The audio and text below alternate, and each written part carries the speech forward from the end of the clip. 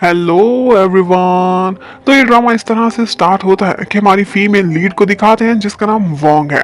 Wong के पास एक cat होती है और वो अपनी पेट कैट को वेटरनरी हॉस्पिटल में चेकअप के लिए लेकर आई हुई थी।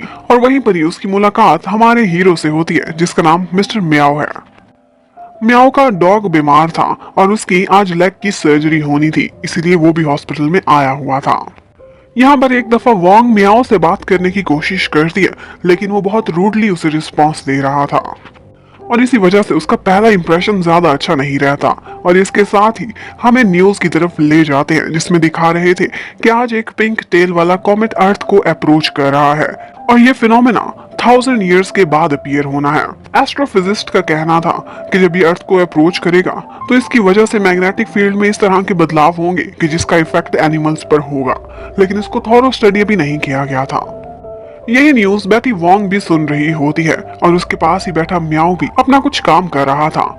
वो कुछ इस तरह की बातें करता है कि वोंग को ऐसे लग रहा था कि जैसे वो उसके माइंड को रीड कर रहा है। जो वो सोचती थी वो बिल्कुल वैसा ही कोई आंसर देता था। अब वो उसे हिम्मत करके बुलाती है तो पता चलता है कि एक्चुअली वो तो अपने फोन पर बातें कर रहा था। और ये देखकर वोंग को काफी इंसल्ट फील होती है क्योंकि म्याओ बहुत रूड था। यहाँ पर वोंग नोटिस करती है कि म्याओ ने जिस तरह की ड्रेसिंग की हुई थी ये टेस्ट उसे बिल्कुल पसंद नहीं आया था। वो सोचती है कि फैशन में इस लड़की को जरा भी सेंस नहीं है। अभी यही वो सोच रही थी कि इतने में वो कॉमेट अर्थ के पास से गुजरने लगता है और उसकी वजह से सारी लाइट्स ऑफ हो जाती हैं। उनके एनिमल्स अजीब सा बिहेव करने लगते हैं और वो छूटकर भागना स्टार्ट कर देते हैं। अब वो लोग अपने एनिमल्स के पीछे पीछे भाग रहे थे कि उसी टाइम पर अचानक एक दफा समय रुक जाता है।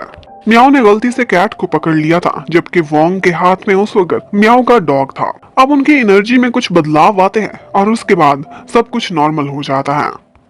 अब वो लोग अपने अपने घर वापस पहुंच जाते हैं और हमें पता चलता है कि म्याओ की एक गर्लफ्रेंड है जिसके साथ वो बहुत खुशी खुशी आजकल रह रहा है। और वो हमेशा सुबह जल्दी उठ जाता है क्योंकि उसके डॉग ने सुबह सुबह 5 बजे के बाद वॉक पर जाना होता है।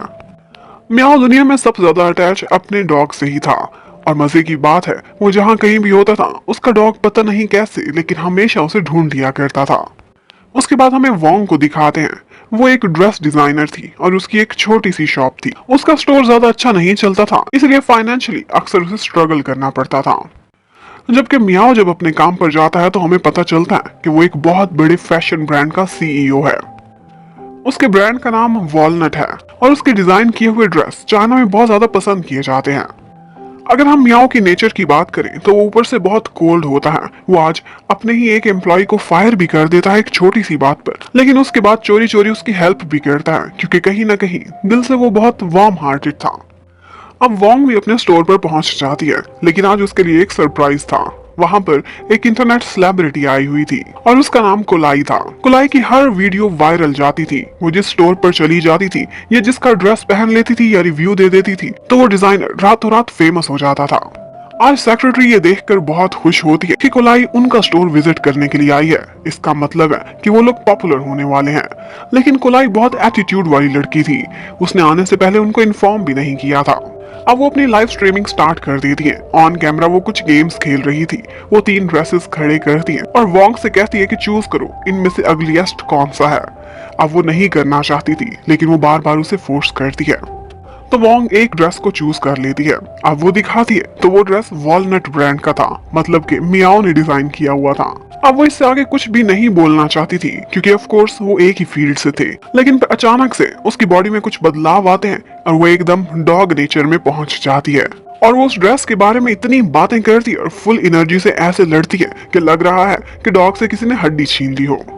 अब ये वीडियो तो वायरल हो गई थी और जिस तरह से वो वॉलनट कंपनी के ड्रेस को बुरा भला कह रही होती है ये वीडियो मियाओ भी देख लेता है और कमेंट्स देखकर उसे पता चलता है कि वाकई मेरा ये ड्रेस बहुत अगली है। वो यूजुअली काम रहता था लेकिन अब उसकी नेचर में भी कहीं ना कहीं बदलाव आने लगे थे और वो भी बिल्कुल कैट के जैसे, क्योंकि उस दिन जब टाइम रुका था तो उसने एक कैट को उठाया हुआ था। उधर वोंग की सेक्रेटरी भी एक बात नोटिस करती है और वो यही थी कि आजकल उसे बहुत ज्यादा गुस्सा आ रहा है। इतने में उसके स्टोर में मियाओ आता है उससे बात करने के लिए तो वोंग को पता चल जाता है। ऑल्दो उसने उसे देखा भी नहीं था लेकिन वो उसे देखते ही एकदम खुश होने लगती है, बिल्कुल वैसे ही जैसे हमेशा मियाओ का डॉग उसे देखकर खुश हो जाता था। लेकिन थोड़ी देर बाद जब मियाओ उससे कहता है कि मैं तुमसे अपोलॉजी लेने के लिए आया हूँ, माफी मांगो वरना मैं तुम्हें सू कर दूंगा। ये सुनकर वोंग को काफी गुस्सा आता है और वो उससे लड़ना स्टार्ट कर देती है। अब सीन शिफ्ट होता है और सेक्रेटरी जब अंदर आती है तो देखती है कि वो दोनों बिल्कुल बिल्ली और कुत्ते की तरह से लड़ रहे थे। वोंग का ये रूप बहुत हैरान कर देने वाला था और इतने में उसके हाथ से एक स्त्री छूटती है और सीधी मियाओ के पैर पर लगती है। अब वो बुरी तरह से घायल हो गया था और ऐसे लग रहा था कि मानो डॉग ने कैट को जख्मी करके भगा दिया है।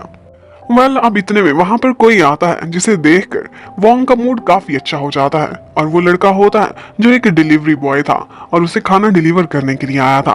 वो हमेशा से उस पर क्रश रखती थी। इस लड़के का नाम रे है। ड्रेसिंग से तो वो काफी रिच लगता था, लेकिन वो हमेशा वोंग को यही कहता था कि मैं फूड डिलीवर करने के लिए आया हूँ। अब यहाँ पर लड़ाई करते करते वोंग के कपड़े भी थोड़े से खराब हो गए थे, जिसकी वजह से उसकी सारी लेग्स रिवील हो रही थी। अब ये देखकर रे अपना कोट उतारता है और उसे कवर कर देता है।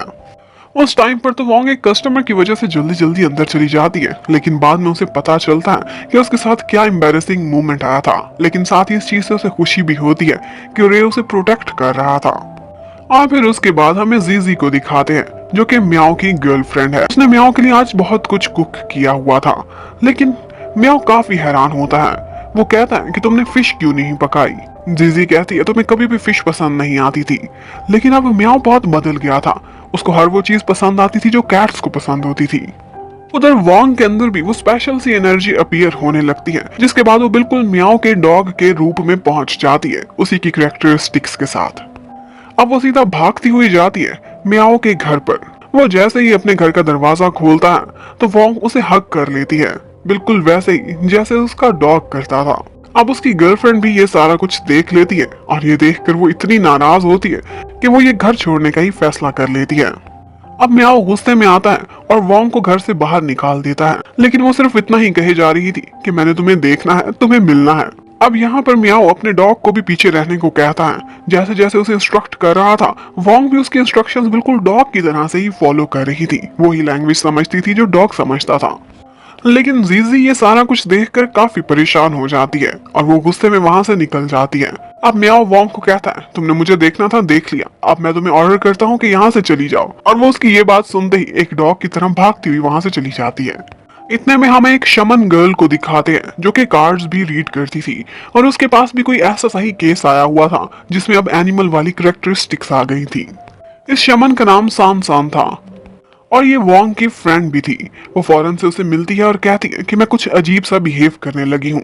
अब वो उसके कार्ड रीड करने लगती है और जब वो देखती है तो उसमें से एक कार्ड के ऊपर डॉग ड्रा किया हुआ था और ये देखते ही उसे रियलाइज होता है कि वाकई वो आजकल डॉग की तरह ही तो बिहेव करने लगी है। उधर म्याओ के अंदर भी कैट्स वाली कैरेक्टरिस्टिक्स आने लगी थी। वो सारा सारा दिन सोया रहता था।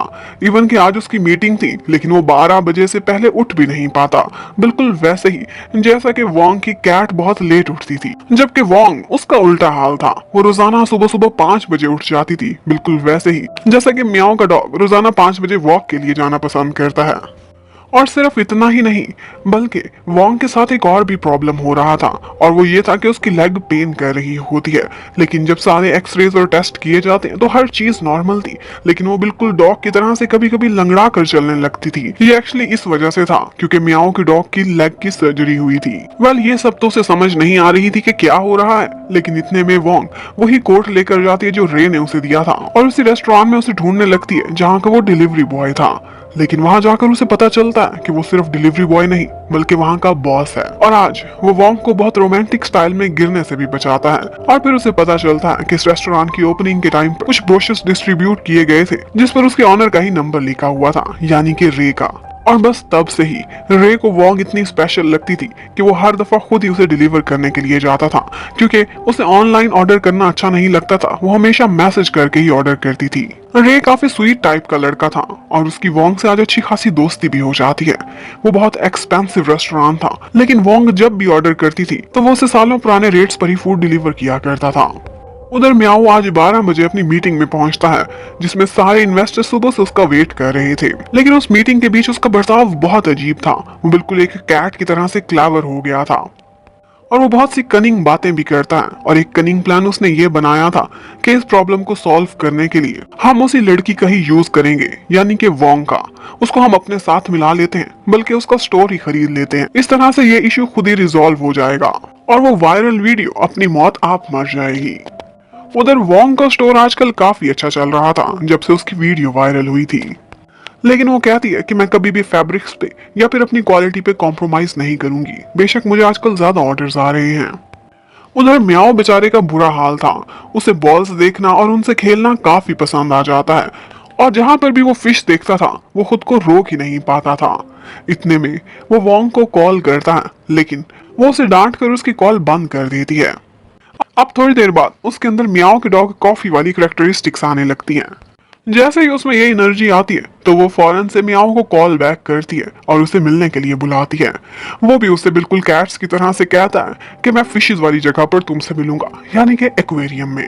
अब वो जैसे ही एक्वेरियम में पहुंचता है तो वोंग भागती हुई आ जाती है। उसका मूड बिल्कुल अच्छा था और वो बिल्कुल कॉफी के जैसे ही म्याओ को प्यार भी करना चाहती थी, लेकिन म्याओ को कोई चीज वहां पर बहुत अच्छी लग रही थी, तो वो वहां की फिश थी।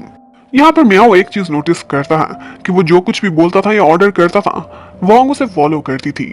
तो यहाँ पर वो कहता है कि मैं तुमसे एक कॉन्ट्रैक्ट साइन करना चाहता हूँ, तुम्हारे स्टोर का एक्विजिशन मैं लेना चाहता हूँ।